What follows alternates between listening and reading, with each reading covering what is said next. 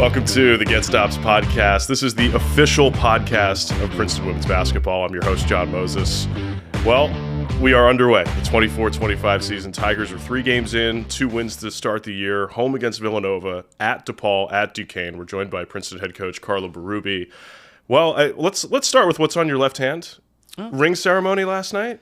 Yeah, nice little ceremony to celebrate the 2023-2024 season. I always think like, oh, is this a good idea? Because we've now like turned the page, but it is nice to reflect and celebrate that team. And it was great having Ellie Mitchell and Chet Nweke back on the sideline. Caitlin's busy up in stores, but it was fun. It was great to see everybody, just excited about celebrating that great team. Look, super nice that both Ellie and Chet could make it back. A little bittersweet for Chet. I got to admit, like I'm really heartbroken for to hear that she's got a season-ending injury, supposed to play a grad year at Georgetown. Yeah. And I'm just like really heartbroken about it. Yeah. Like she was just coming into her own as a player. Oh right? yeah. We all were heartbroken. I mean, she was starting for Georgetown, and literally the first 10 seconds of the game of her. The first 10 seconds of the game of her start to her Georgetown career, and I know she's gonna bounce back. She's tough and strong, and I think she's gonna have another year and hopefully use that. Really? We were in practice, so we kind of heard about it from through her mom. So gosh, yeah. And I guess that's sort of an interesting place to start, like sort of looking at last night's Villanova game. I mean, it ends up a 9-point win against a team that has so many new faces. I assume the preparation for a team is a little bit challenging when there's so much unknown with your opponent. They only had 1 game on film at that point.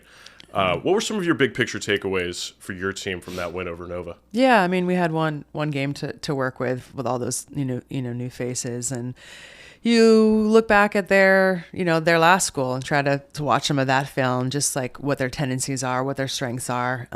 So you're more working on like personnel and what are they good at and what can we take away. And then Villanova's pretty true to how they play. A lot of 5 out, a lot of like back cutting, curling cuts, and straight cuts to 3-point shots. And so, we took a while to prepare for them. I thought we did a decent job with defending just their Villanova actions that Denise Dillon has been doing for years, and before that, Harry Peretta. So, it was not a lot to work with what who they are this year, but you kind of just rest on your Tiger principles, your defensive principles that you've been working on all season, all fall. And like I said, I think we did a pretty good job with that. I mean, that was something that jumped off the page from the first 20 minutes of the game, is that it seemed like you guys were in pretty lockstep defensively. How is your defense different this year, given how the personnel is different without Ellie and Chet up front? Yeah, it is different. I think it's still just, the communication piece is still a work in progress. Ellie was so good at that with the back line of defense. We're different now. We have like a 6'4", 6'5" player back there, cleaning things up for us. But otherwise, I think, we're trying to stay true to who we are and, playing having great ball pressure to, trying to, contain, not allow the ball handler in the paint, working around in the post, like just the little things. But, I think, we're pretty similar to years past. Just it's not, the chemistry isn't quite there where it was in the last couple of years. But we had such good, players with, that had great experience. And now it's, players that don't have as much experience, right, like your Fatima Tall and your Tabia Manze and Ashley Chia and, players that, got a little bit of time, but now they're, thrown to the fire a little bit. I got to say, like, last night was the first time for me watching Tabby Amanzi play that I can see the full vision, right? Yeah. She was she was injured her entire first year, played just 9 games last year, and even that was like, played a couple minutes in the opener and then missed 2-3 months. Yeah. So, now she had a fully healthy summer. And how has that played out for her? Like, she really looked light on her feet. Yeah, no, she looks great. She's practicing really well. And yeah, excited for this year for her. It's been a while because even in high school, she had an ACL injury. It was COVID. And so this is her first full year, hopefully of basketball. So, yeah, it's great having her in there. She's such a force on both ends of the floor and, athletic and shot blocking and can score inside and outside too. So yeah, looking forward to watching her this year. And it's interesting because the focus is obviously going to be on the fives for your group because Parker and Tabby are both pretty unique, right? Especially in the Ivy League. Not many teams have kids with such grace and skill at 6'4". But the power forward position, sort of the other half of your post players, we're seeing new faces. Fatima Tall, Olivia Hutcherson getting some role into that last night. Yeah. Tell us a little bit about what you see from those two players to start the year here. Yeah, I mean, both I think worked really hard this summer to come back ready to go and ready to be contributors. Especially Olivia Hutcherson made just like leaps and bounds with her game, her shot, her confidence. She's an incredible athlete, just skies for rebounds. So she's a great offensive rebounder, defensive rebounder. The way she can get to the basket quickly, the way she can run in transition. And fun to have her on the court. Fatima, great 3-point shooter, really spaces us well. Yeah. You saw she hit a big one last night. And as her as well. She's, and she's kind of getting her feet wet with our defense, but she's a great communicator, just a really great teammate and definitely makes us better. And yeah, we need, people to step up in that 4 spot for us. And we've got a lot of, great options. I thought Taylor Charles played some really great minutes at DePaul for us. So, there's a lot to go to. You talk about that DePaul win, and I figured that both of the first 2 games of the season were going to be close games, right? Mm-hmm. Duquesne you played a tight game with to open last year. It seemed like you guys had a little bit of a drought in the fourth quarter offensively to start, and that sort of was why things went awry at Duquesne. Tell us more about that DePaul game, something that, that was a game that I circled early in the year. That's always a very good Big East team. I know it's a team you have experience with in the past. How did that game play out for you as a group? It was, we did have a tough game at Duquesne on the road against a very good Megan McConnell. Duquesne. Come on, man. Yeah, and then, they played very differently from how they played last year, and beating at the first game, we weren't quite sure what they were going to do, and it was tough, but I think we bounced back really well at DePaul, just came together. It was a home game, hometown game for Taylor Charles. It was fun being back and around her family, and just a lot of people stepped up and made really significant contributions in that game. Taylor being one of them. Just Toby came off the bench, gave us some good minutes. Christine, I thought, played really well. I think we shared the ball really well. I think we ended up with 25 assists. So, the fourth quarter. The first quarter wasn't great, and I think we just got better and better as that game went on, and the defense came together, and we got out in the break and made some easy and fun plays in transition. It feels like that's what's different mostly about your team offensively this year, is a willingness more often to get out in transition. And for me, that starts with the guard group, right? Ashley Chia grabs. She wants to run as fast as possible to get up the court. Always, yeah. Always, right? And then, Sky Belker has great speed getting down the wing with her. Christina Perella, Madison St. Rose. Like, it feels like you have this core group. And, given that the 4s are, players that are a little bit faster, right? Fatima Tall, Olivia Hutcherson from past years. Is that sort of the goal for your group offensively, to get into the 70s and 80s in games? Sure. We'd love to score a lot, especially if our defense is still in progress and we're not, locking down like maybe we have in the past, and hopefully we will as the season progresses. But, being able to score in transition, that's when we're at our best. That puts, the defense back on their heels and not knowing what we're going to do. And we have a lot of different scorers, whether it's our 5 flying down the middle of the court to, right, the way that Maddie and Sky can space to the wings and corners. And it kind of leaves a lot of space for Ashley and Christina and Mari to make plays. So, we'd love to score more in transition and score more points, put more, points on that scoreboard. it's not typical, Princeton Tiger basketball, but if that's, who we are and that's where we're at our best, then that sounds great to me. Yeah, I mean, people forget Abby Myers came off the bench yeah. when you first got here. Yeah. Right? The defense is that important to your program. Yeah. And then she learned how to play defense and got really, really good at it. And we had some great years with her. But yeah, that first year, took her a little bit of time. So it, and it's not rocket science what we do defensively, but it just takes some time, especially for first years and those that haven't played a lot, just to be out there. And I think the communication piece and having your head on a swivel and seeing everything that's happening around you, it can sometimes take a little time. Yeah, look, defense is probably the hardest part of playing basketball. Like, offense is the fun part, right? And, one thing I really enjoyed last night, and I presume we're going to see a lot more of this year, is ball screen action with those fives and Ashley Chia. She had this great sort of slip pass to Parker Hill coming off a pick and roll where just the lane was wide open because you had St. Rose in one corner, Belker in the other, and it was like defense had to play that one-on-one, and that just feels like a win for you guys anytime down the floor. Yeah, of course. We'd love to get some ball screen handoff action with our fives, and the way we can spread the court with both great shooters in the corners. That's just easy basketball. So I'm sure you'll see a lot of that down the road. And I think somebody that probably fits with that pretty well is Christina Perella, who we're seeing a little bit more of a role than maybe we anticipated when we got a chance to talk on Media Day. You'd mentioned the first year's coming along. I sort of thought that, Mari Bickley would play a big role for you guys as that first guard off the bench this year. How has Christina Perella set herself apart and earned that role? Yeah, and Mari's coming along too. I think she's going to be a big factor for us. She's really versatile and can play a lot of different positions. Christina's just really strong with the basketball, sees the floor well. As a playmaker, she's a gamer. I think she likes the lights and likes to make, the great plays and she can shoot the ball too. So you have to respect her shot but just a smart passer and doing well in the defensive end too.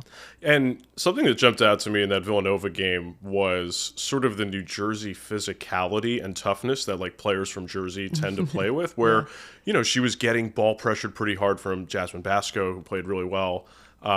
And I sort of saw sort of that old school style of just turn your back, use your body to your advantage, use a V cut to get that player off of you. And it's just like one of those little fundamental aspects that I feel like is going to serve her really well going forward. Sure. Yeah. I mean, she's got a high IQ. She understands the game. She understands how to use her body. She understands sort of the fundamentals of basketball. So, I think we're really fortunate to have her on our squad. So, okay, non-conference, you're gone for about a month now. Yeah. I know you only have so much control over the schedule. There's only so much you can do in terms of acquiring home games on dates that you like and understanding all of that. Looking forward here, when you have so many of these games away in the same area, does preparation change at all? Is that more challenging when you're just consistently getting on the bus, getting on a plane, that kind of thing? It's challenging for Lily Para, our director of operations, who has to plan everything for us and does a masterful job at it. I mean, it's a little bit harder on them, academically, missing a little bit of class, but as a team, I think it really brings you together, that you're spending more time, off the court. If you're home, a lot of time it's just being at the gym together, but here we're, in the hotel together, we're, in the film room, and, sometimes they use their film room to do homework in. And, it's fun for us as a staff to just being around them more. We're around each other a lot, but, to be around them and getting to know them, is really fun. So I enjoy it. It's not easy. The road is tougher, being in someone else's gym, but it kind of shows, what team you can be, that if you can play in tough environments and you're successful, then, you should have that in Jadwin, where it's, the friendly confines of this amazing place. So the road warriors for the next month, but looking forward to the trips we're taking, especially the one out to the West Coast. Portland, Utah. Portland, Utah, out there for Katie Thiers. Tried to get one in in Washington couldn't get a game there, but her family's willing to drive a couple hours down to Portland, and just looking forward to these games coming up. There's going to be some tough ones. I was going to say that Utah game, is Alyssa Peely still there? No. Okay, thank God. Goodness, yeah. Thank God. I still have nightmares about her. We all do. Yeah. Sort of this part of the year, game 3, what's in, you come into a season with knowns about your team, areas that you feel confident, this is who we are, this is something we do well. Mm-hmm. What are some unknowns that you feel like you've learned something about through 3 games? Yeah, you just don't know, like, when games are sort of up for grabs, like it was last night, like who's going to step up and make the plays, both defensively and offensively. I mean, I think we know what we have in Madison St for the last couple of years, but she's taken on a new role as a leader, as a captain, the floor, other than Ashley, she's like sort of the other general that, we need to look to. And I think she came up big. She had big free throws, hit some big shots. And then, I think we came down with some big rebounds. We took care of the ball at the end. I thought even in the Duquesne game where they're pressing us for the entirety of the game, I think we took care of it pretty well, took care of their press. So, a couple things like that. I think, there's some areas that we're really excited about, and that we have players that are ready to step up. You never know about your bench or who's even going to be on your bench, but, excited for the way that they can contribute too. Yes, the starting 5 is who they are right now, but that could be ever changing as well. And, they compete every day too in practice, which is, it's really fun. And, looking forward to seeing how it all plays out. And, still some unknowns, but some things I think that we can be excited about. And I think sort of the resiliency of our team in the last couple games, that there's some toughness and some grit, and and that you have Maddie on our team. I was going to say, and this is a great place for us to wrap up for today, because we're visiting with Maddie St. tomorrow afternoon, right here in studio on the Get Stops podcast. Biggest difference you see with Maddie St. in terms of on-court development from the end of her sophomore year to this year, and then it feels like the off-the-court element of her taking more of like a vocal leadership role with the group, that feels pretty natural, right? And that it sounds like she's already hit that. Yeah. And it's still with her. It's new, but I think, I think her teammates look to her to, what this team needs. Can't always be the same voice from the coaching staff. We need to have that vocal leader, and I think her voice has a lot of weight. She has the most experience and understands what it takes. She's done a great job, along with Katie Thieres and Amelia Osgood are both amazing captains as well, and it's a great trio of leaders. But Maddie's also, on the court, just confident in her game. Just showing some grit and toughness too. And when things aren't always going well, with her shot or offensively, she's making plays in other ways. We lost a lot of rebounding from last year, as we all know, and now she has to take a step up in actually getting in and defensive rebounding, offensive rebounding. Sometimes guarding the team's, our opponent's best player, and just impacting the game in a lot of different ways. I think her bag is deeper too offensively, and she's getting her shot off quickly. She's finishing at the rim really well. Looking forward to her junior campaign. Well, we'll hear more about it. Maddie St. is coming up next on the Get Stops podcast. Coach, great to see you. Yeah, you too, John. Thanks.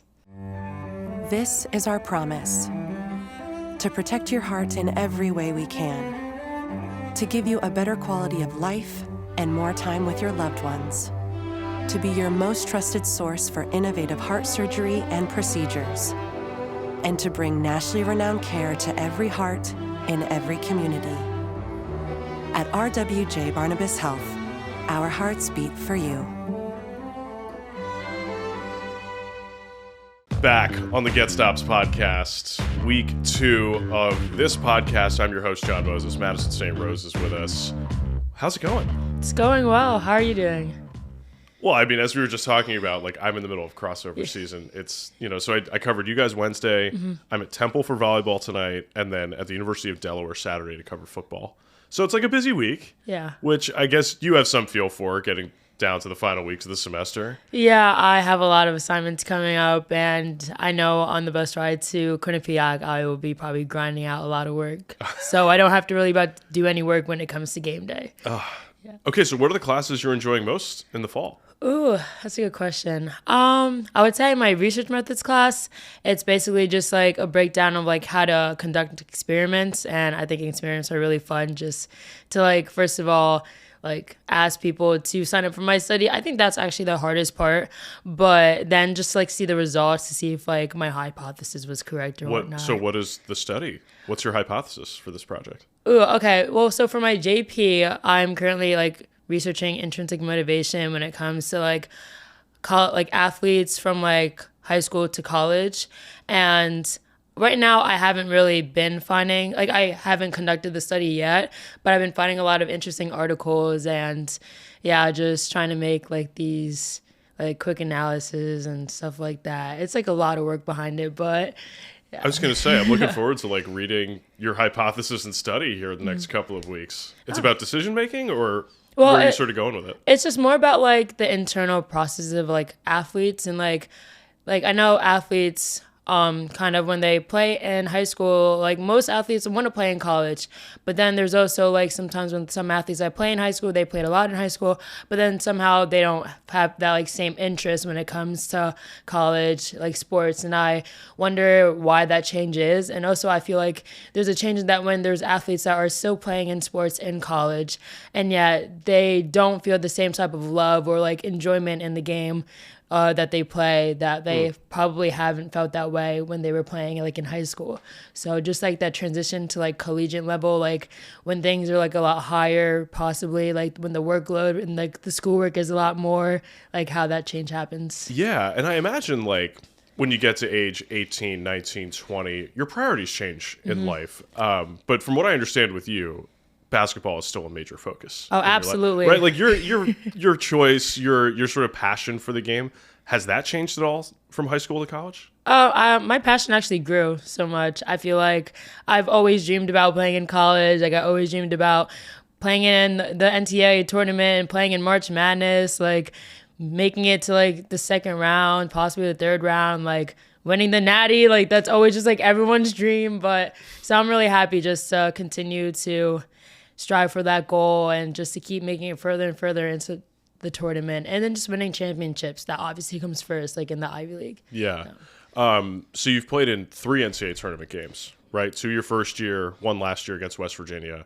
How are those environments? How is that game different from the rest of the season? I would say for my first season, it was really incredible. I mean, we went off of a buzzer beater, which was Greystone's shot. And then like I had to like make this big defensive stop, and that's how the game kind of ended. And it was like amazing. Like, yeah. I mean, playing in Utah too, the altitude was pretty high. Like that was like the first time I ever cramped after a game. But, I like enjoyed it all. I was like too happy about like celebrating that. Like I was cramping and still celebrating with my team. Well, I mean, and the same kind of like enjoyment I had when we played West Virginia too, being in Iowa, like that's like a big like basketball state with like Caitlin Clark. I actually saw Caitlin Clark too, and just like to see like the amount of talent that like girls basketball has, and the amount of people are now watching and tuning in more. And like I had a lot of people saying, "Oh, like good luck, like I'll be watching," and that's just like really fun to have. Oh God, yeah, that Caitlin Clark week. Because it really felt like an entire week where that was the conversation around everything in college basketball, right? Who are the players that you're sort of patterning your game and watching closely now around the women's game that you like to pull things from for this year? That's a good question. I really was a big fan of Skylar Diggins. I mean, I still am a big fan of hers. I just feel like her game, like, is just like incredible. She's like a hustler. She can score all 3 levels. Like she does whatever it takes to help her team win. And yeah, I've been a big fan since I was young, so I've always tried to play like her. What's the one move you've added to your bag for this year? Ooh, the one move. I feel like, well, I don't want to give this away for the viewers, so now they can scout me. I'm just kidding. Well, I think They've probably already seen it on video at this point, they right? They probably have, yeah.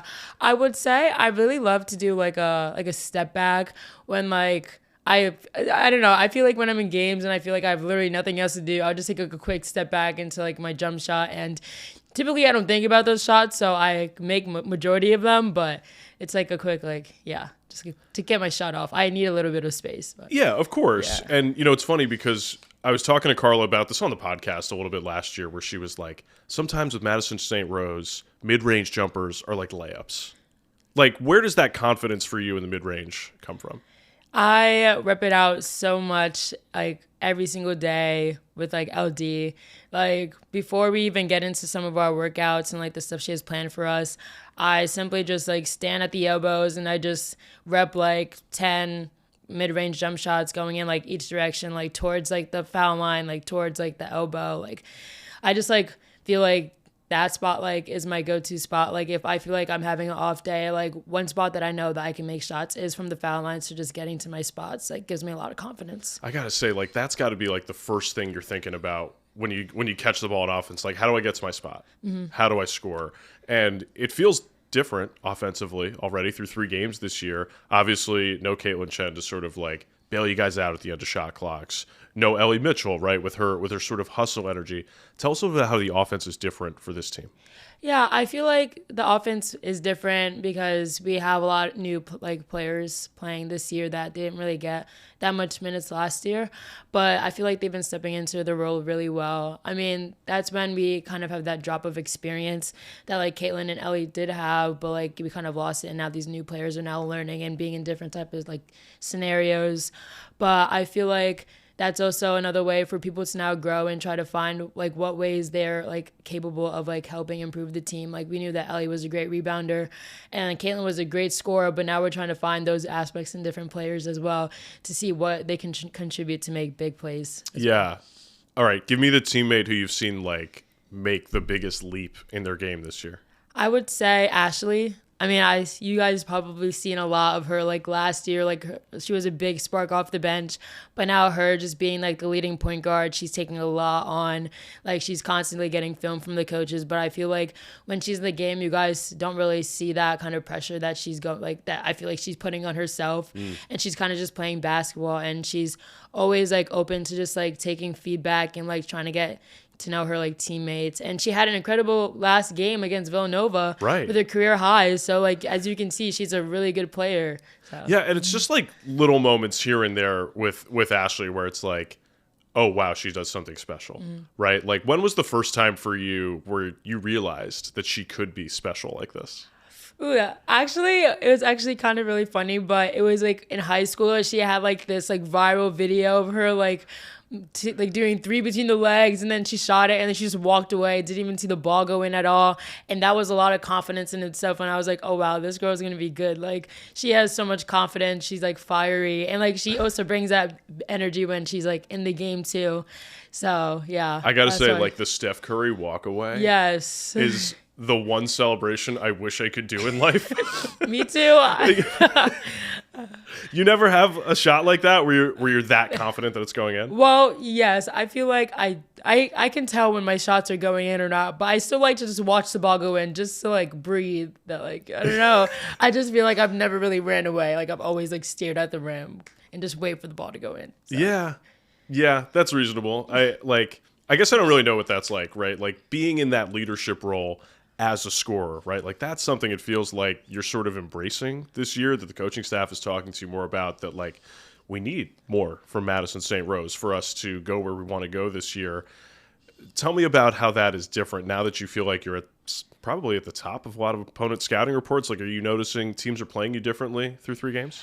Yeah, I feel like the Villanova game, they definitely like scouted me a lot. Like I felt like there was always somebody on me like constantly throughout the game. And I mean, I embraced the leadership role. Like I embraced like the pressure that other teams put on me, and I tried to like focus on in the game and like try not to make the game about me, and like try to help my team anyway, because at the end of the day, I just want to win. And I mean, this leadership role has been like something new to me. I had to like use my voice more. I had to sometimes like deliver like a constructive way to my teammates so that they don't think that I'm like yelling at them, but I'm like just trying to help them out. So just like learning different ways on how to like contribute to the team by being vocally instead of just being a scorer. Like, I feel like that's a big thing that the coaches were telling me that's like huge. And yeah, I definitely agree with them because of the fact that in previous years I've had that. Like when Caitlin was here, Ellie was here, like they were constantly talking to me, and I didn't realize how important that is to a team. Yeah. That Villanova game I thought was like a really interesting picture of where you guys are at currently, right? Like things didn't really go well. Like, it seemed like you played pretty good defense in the first half, but like the officiating was a little strange. Like, I guess when things aren't going well, like what are some of the skills that you're relying on to keep your team on track and pull out a win? Yeah, I would say just our effort. Like, even though like the calls were just like constantly going and I felt like the game was slow at times, just like still trying to win those 50-50 balls, trying to like find a way to like get ourselves going, trying to like push the pace up the court and stuff like that. Like, one big thing for me that I like to try to do is rebound. I feel like that's very helpful with the team, knowing that we lost a incredible rebounder, Ellie, from last year. But I felt like that's like one way to kind of keep me engaged, to kind of keep me so going and like trying to help my team get another possession. Yeah, and I got to say, like, you guys really are different, right? Like, there's more speed on the floor. You've got sort of a traditional five, right? Mm-hmm. Like, you've played with players that are like Parker and that are like Tabby before, right? Like, what makes them so special? Yeah, I mean, they're just a big presence in the post. I mean, against Villanova, we saw them. They were huge targets, and that's a really big advantage for us, knowing that we have a lot of shooters on the court, like 1 through 4 can shoot, and now having a big presence that kind of spaces out the floor more, that kind of has to make the defense decide if they're going to double like Parker or Tabby or if they're going to let them go and just kind of hope that they don't score. But most of the time they do score or get fouled. I was going to say, like, yeah. one-on-one. Yeah, they're tough to guard exactly for anybody in this league. All right, who's the teammate you would take a 5-hour road trip with? Ooh, I would say Taylor Charles. Like, she's just been my really close friend since freshman year, so I feel like I would have a fun time just taking that road trip with her. Okay. Yeah. Okay. So who's driving between that pair? Like, who's running the aux? What are the snacks? Okay. I feel like Taylor can drive. I can be an aux. I feel like my playlists are vibey enough. And I feel like I can also help with the snacks. I feel like we have a good combination with snacks that we will enjoy. Like, what are the snacks, though? I feel like she would get the candy, and she likes to get like sweet, like, I don't know what they're called, but they're really, really good. They're sweet, like chewy gummies that like I tried for the first time from Sour Chicago. Patch watermelons? Well, no, but she does love those. But it's like, I actually need to ask her the name of them. But yes, like any type of like Sour Patch watermelon or the type of Sour Patch like gummies or whatnot, she's really good at picking them out. And then I got like the chips, and I really love sour cream and onion chips. So. Wow. Yeah. So, I mean, I'm more salt and vinegar. Oh, I used to be a fan. I used to be a big sour cream and onion. Definitely when I was younger. Like when I was a teenager, that was the chip I was always going to. But now it's like all I want is salt and vinegar. I don't know. Wow. That happens in life. That happens. Right? Like yeah, you figure out what you want to eat. Mm-hmm. All right, give me the teammate you would get stranded on a desert island with that you feel the most confidence would help you get off the island. Ooh, I would say Sky. I feel like one thing about Sky is that she's very vocal. So if I was ever like lost and I didn't know where she was, like I feel like I would hear her, which is a really big thing that I need to be able to do. But I also think like Sky, she's like really good to like work with. She's like easy to communicate with, and I feel like we would be really good to like work together to find a way off the island. Okay. Give me the teammate you would want to cook a meal with. Cook a meal. Ooh, I would say Adora. Adora was actually telling us yesterday that her mom used to like make food for like the team, like her high school team, and they would always come over. So I feel like Adora got a lot of like recipes up her sleeves that she'll be able to like chef out and make for us. So I feel like she'd be really good at cooking. Okay, you're planning a birthday party for Coach B. Mm-hmm. Who are you planning it with? I think Paige. I feel like Paige has a really creative mindset, and she is really good at designing and stuff like that. So I feel like she would give a nice like spaz, like spark to whatever we're trying to plan. And yeah. Wow. Like, yeah. Wait, I think Paige just had a birthday this week, right? Yeah, it was actually her birthday. Happy birthday, Yeah. Paige. Happy birthday. Okay, so tell me more about the birthday party you would plan for Coach Berube. Ooh. What are the types of things that you think she would want to have at a birthday party that you were throwing for her? I think she would want to have some type of like basketball hoop. I mean, oh, actually, yes. Besides like a basketball hoop, you know, like that throwing game when you can like throw the basketballs like in the hoop and you have to like try to get as many as possible. Yeah. Yeah. Like a typical like arcade game. Okay. I feel like that should be there. I think pickleball should be there. She's a Coach big, B is a pickleball? yeah. I think she's a pickleballer. We actually played pickleball at her house one day. I didn't play against her, but she had like the whole setup, so I feel like she. Oh my would be God. really good. I mean, she looks like she'd be a very good player still. Yes, exactly. I know she's mostly retired from playing basketball, but this is something I've learned about people when they're retired from their sport, that they pick up pickleball. Yeah. I'm 34 and like all of my friends are playing pickleball. Wow, yeah, It's that's like so a big weird. game now. I feel like, but it is fun. I really love it. You've played it? Yeah. Okay. Why is it so cool? Well, it's not like your typical tennis. I feel like you don't have to move that much. So that's a plus. And I don't know. I just really enjoy like it's like a combination of tennis and ping pong. And I kind of like both sports. So just like putting it together is just perfect. I got to say, like, this is a question I feel like I know the answer to already. The best pickleball player among like the players has to be Sky. Right? Sky, I can see it. Yeah, I actually have no idea, but she's She good. played a ton of tennis. Yeah, I was right? about to say she's really, really good at tennis. So I can see that she's really good at Oh pickleball yeah, too, yeah. Make sure she's on your team if you get a Yeah, chance to play against absolutely. Coach. Okay, who is the teammate that you could play Scrabble against and 100% beat them by a wide margin? Ooh, that's a good question. Only because I'm not that good at Scrabble. I am not good at Scrabble at all. So I feel like potentially Ashley. I feel like the game would be pretty close, but I think I would be able to beat her. By her. Yeah. Well, we'll have to try it sometime on the Get Stops podcast. Madison, this was a lot of fun. Thanks for stopping by. Yes, thank you for having me. That's all for this week's episode of the Get Stops podcast, presented by Ariel Investments.